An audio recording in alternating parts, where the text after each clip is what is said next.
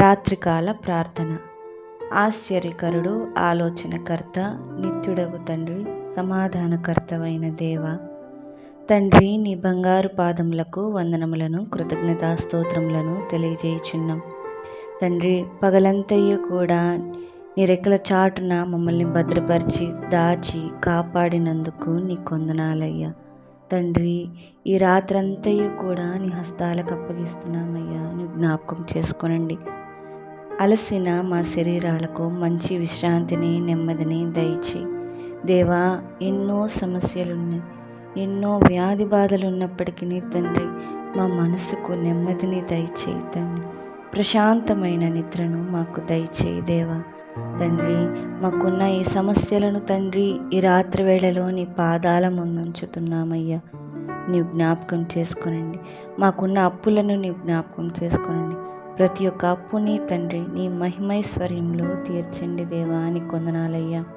దేవా, ఈ రాత్రి వేళలో మీ జ్ఞాపకం చేసుకుంటున్నాం. వివాహం కొరకు ఎదురు చూస్తున్న బిడ్డల్ని నీ జ్ఞాపకం చేసుకునండి.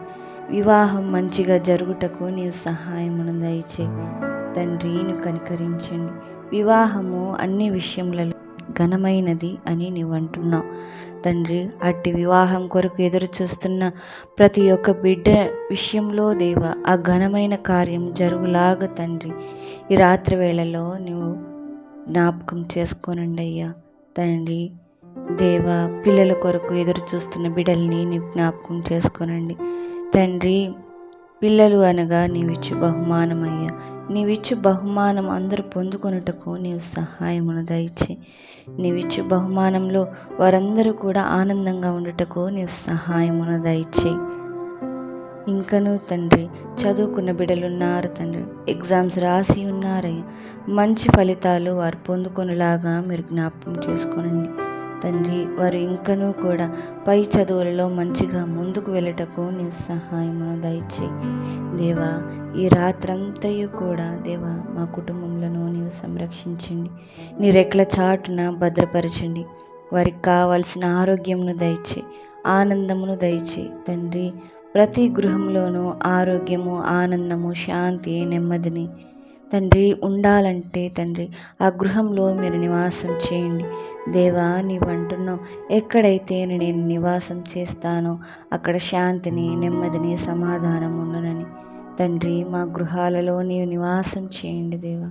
తండ్రి, ప్రతి రాత్రి కూడా తండ్రి నీ దేవదూతలు ఎక్కడ నా దేవుని స్వరం వినిపిస్తుందా, ఎక్కడ పరిశుద్ధిని పూజిస్తున్నారు, కొనియాడుతున్నారని దేవా ప్రతి గృహము కూడా తండ్రి చూచునంటయ్యా.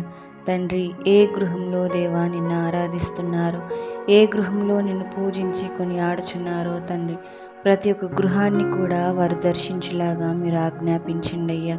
తండ్రి, వారు చేసే ప్రతి ప్రార్థనను కూడా నీ పాదాల చెంత చేర్చుకోనండి తండ్రి. వారు అడుగుతున్న ప్రతీది కూడా నీ మహిమైశ్వర్యంలో తీర్చండి దేవా.